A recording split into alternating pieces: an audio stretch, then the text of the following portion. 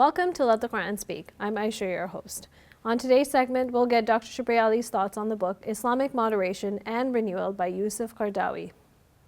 Welcome to the show, Dr. Shabir. Pleasure to be on. So we're doing a book review, and I'm always curious as to how you pick up a book. So what's the story with this book that you're going to pull out shortly? Well, let me introduce it and pull it out, as you said. Okay, it's called Islamic Moderation and Renewal by Dr. Yusuf Qardawi.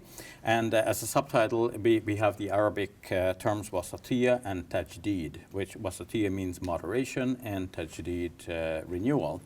How did I come upon this book? I bought it actually at a bookshop with a Japanese-sounding name, Kinokuniya, in Kuala Lumpur at the KLCC, the large shopping center in the middle of what's the capital of Malaysia? Anyway, I have no idea.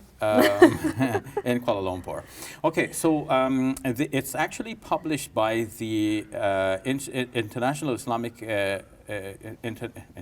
Institute of Islamic Thought and Civilization, ISTAC, not to be confused with IIIT in the United States, and also the International Islamic University of Malaysia.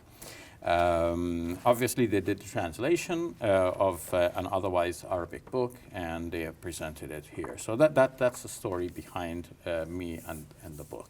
I know when we were talking earlier about the book, you said you shared a little bit of information about the author and that he might be a bit controversial. So let's start with that.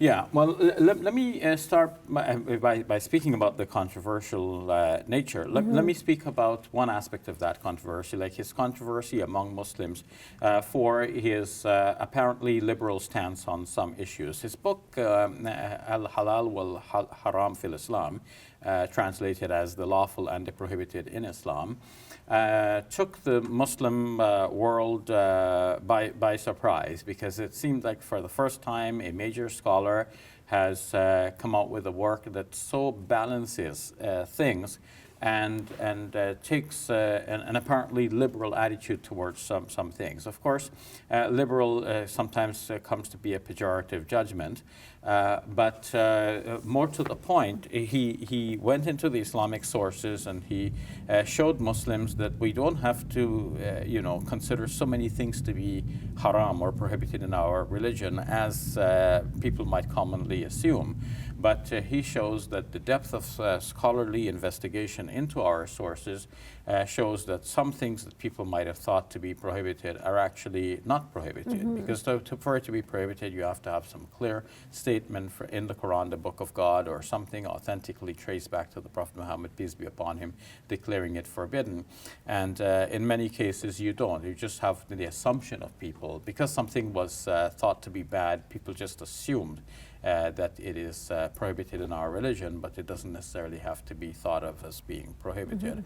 Now, some people responded to that book by caricaturing it as Al-Halal wal-Halal fil Islam, the lawful and the lawful, as if this book is making everything lawful.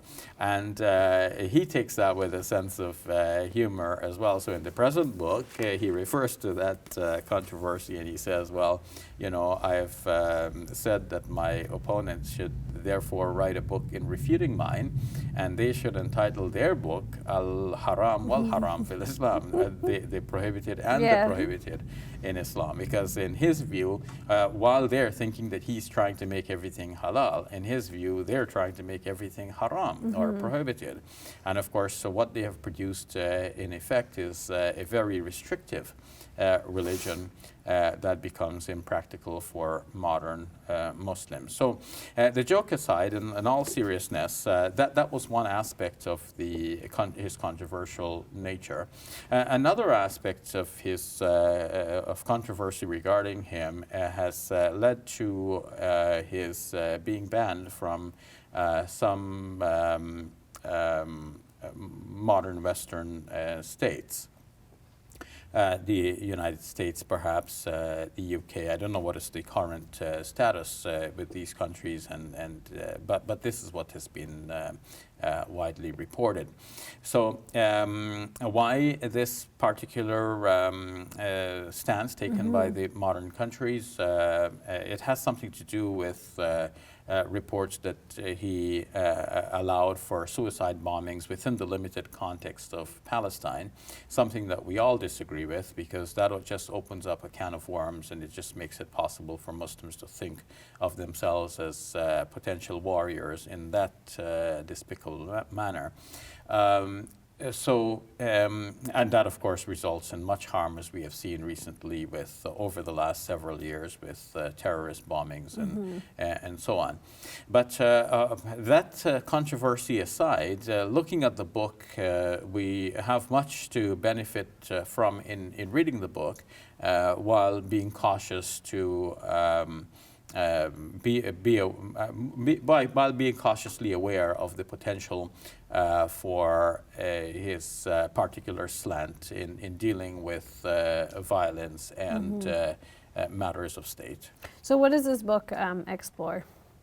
Well, there are two aspects, as the subtitle indicates. One is wasatiyya, which is moderation, and the other is tajdid, which he would give as renewal of the faith, a sort of revival of the faith. So as for moderation, this takes up the vast majority of the book, the bulk of it, and he's basically saying, look, the Quran tells us that we are a moderate nation. The second chapter of the Quran, the 142nd verse, describes the Muslim ummah, the Muslim world community, as a moderate community. And what that means to him is that we take the balance between extremes. On the one extreme, you might find a very restrictive law in one religion. And on the other extreme, you might find a very liberal attitude towards law. And the Muslim attitude is somewhere in between these two extremes. So he goes on and on about the various different ways in which there are extremes in society, and Islam strikes a very nice, moderate balance. But then even within Islam, we have to think of the faith as being balanced between extremes. So this is where his potential for declaring certain things to be permissible comes in, because that too is part of that balance. Yes, our law does have restrictions and prohibitions, but not everything is a restriction or a prohibition, and there should be a balance. We shouldn't just throw out all of the laws either, as some people may call for in many parts of the Muslim world. But the right balance is that, yes, you have some prohibitions, but not too many, and most things are permissible. And then how does he approach the idea of renewal then within that context? So renewal needs a little bit more of an explanation. He starts with a hadith that says, إِنَّ اللَّهَ يَبْعَثُ لِهَذِهِ الْأُمَّةِ عَلَى رَأْسِ كُلِّ مِئَةِ سَنَةٍ مَنْ يُجَدِّدُ لَهَا دِينَهَا. God will raise, or God raises God raises up for this ummah, for this nation, at the head of every century, someone or some people who will renew for this ummah its religion. So I translated it both ways, someone or some people, because the author explains that he favors the latter interpretation, whereas most others have thought of the renewer of the faith to be one single individual for every century. He thinks that rather there would be many individuals who, each in their own way, would work towards the continued renewal of the faith. And is there anything like within that, I guess within these topics, that really stood out to you in terms of like based on, because you've read lots of books, that stood out to you more in this book than other ones, positive or negative?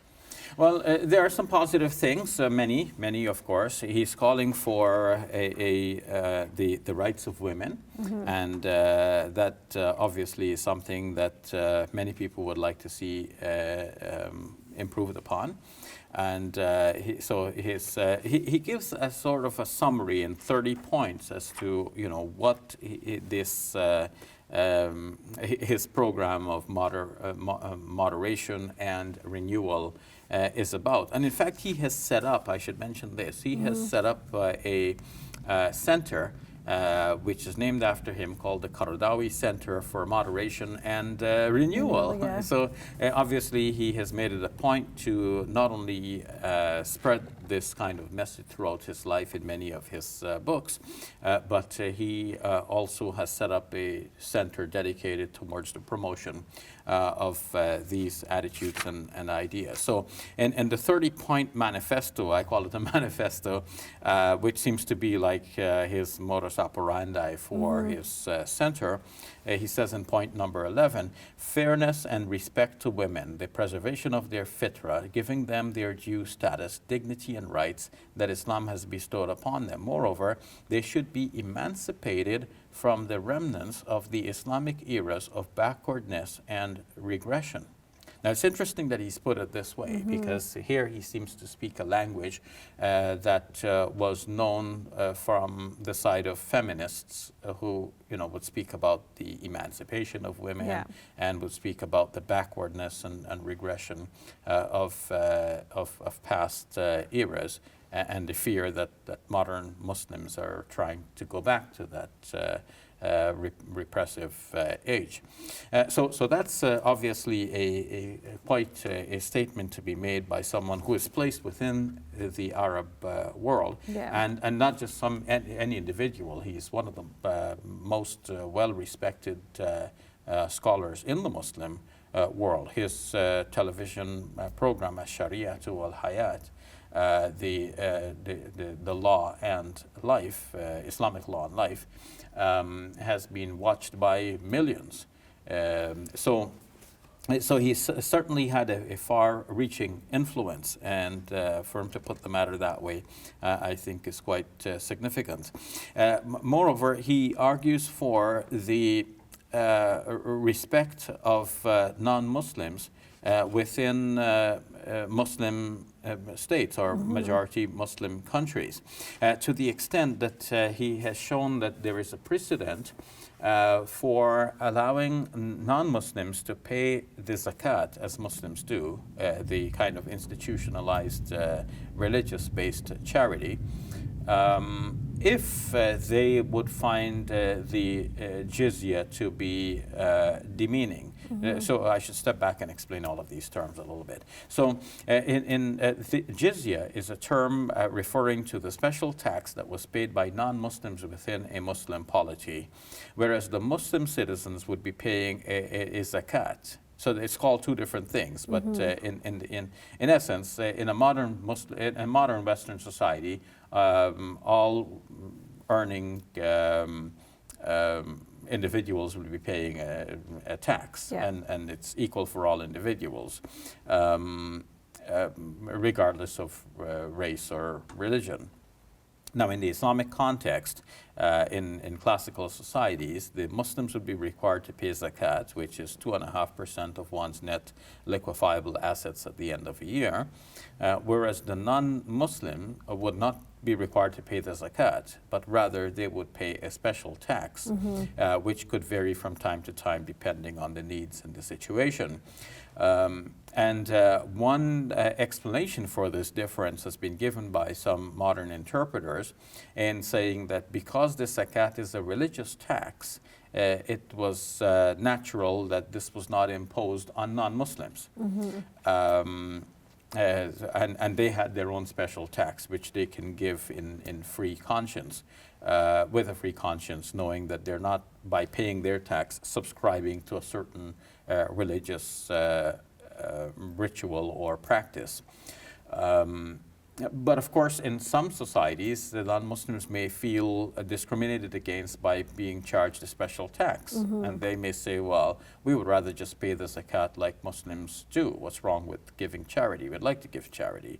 So let's do that. So according to Dr. Al-Qardawi, there is a precedent in early Islamic societies for allowing non-Muslims to do precisely that. Instead of the jizya, they can pay the zakat.